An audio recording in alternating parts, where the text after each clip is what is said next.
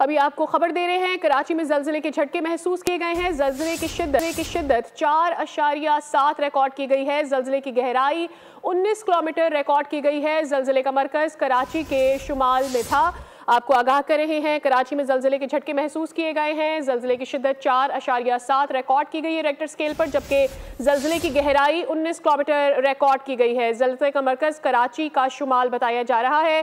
कराची शहर में जल्जले के झटके महसूस किए गए हैं। 4.7 शिद्दत का ये जल्जला बताया जा रहा है। लोगों में खौफ व हिरास पाया जाता है, जो कि बताया जा रहा है कि लोग अपने घरों से बाहर निकल आए हैं।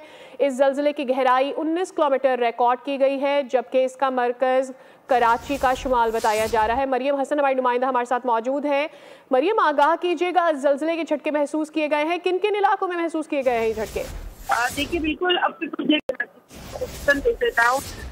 Town, North Karachi, North Nazimabad, Sohrabgoth समेत मेहमान समेत मुख्तलिफ और मुल्हिका इलाकों में जो है जल्जले के झटके महसूस किए गए, जिसके बाद शहरियों में खौफ जो है फैल गया था।